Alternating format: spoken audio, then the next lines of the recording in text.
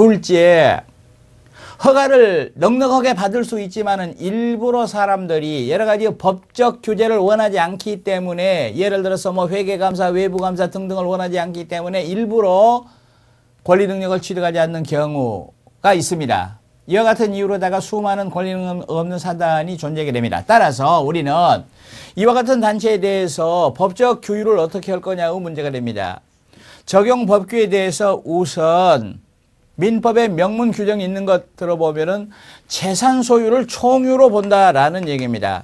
총유는 예를 들어서 문중에 토지가 있다 했을 때 문중의 토지 소유 형태가 총유라 하는 겁니다.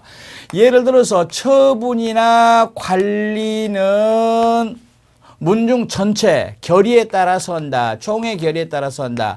그러나 그것의 사용과 수익은 각 사원, 각 문중, 종원에게 맡겨져 있다. 처분 관리와 이렇게 사용 수익이 이렇게 둘로 쪼개져 있는 것이 총유 특징이 되겠습니다. 그리고 특별법에 따라서 부동산 등기법에서는 등기 능력이 인정됩니다. 문중 이름으로 등기됩니다.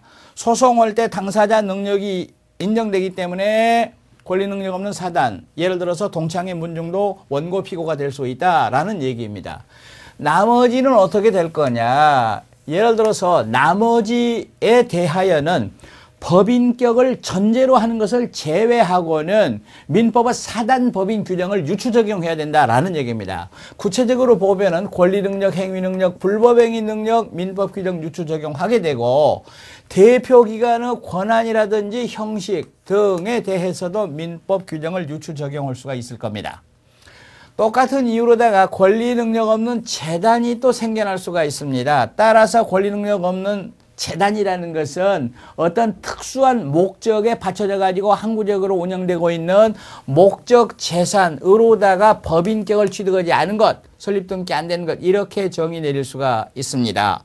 그리고 여기에 대해서도 민법 규정을 유추 적용하게 된다. 법인격을 전제로 하는 것을 제외하고는 민법 규정을 유추 적용하게 된다라는 얘기입니다.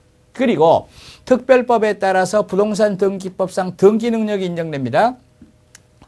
소송법상 당사자 능력도 인정이 됩니다. 그리고 재산 귀속 관계는 신탁의 원리를 적용해야 될 것이다. 다시 말하면 재산 관리자의 고유 재산과 구별되는 어떤 목적에 받쳐진 재산, 신탁의 취지에 따라서 관리되는 재산을 구별해야 되기 때문에 신탁법을 유추 적용하게 될 것이다. 이렇게 얘기할 수가 있겠습니다.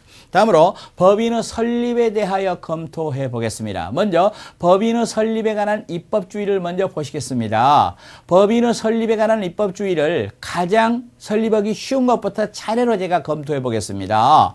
여기에서 법인 설립에 관한 입법주의는 첫째가 자유설립주의입니다.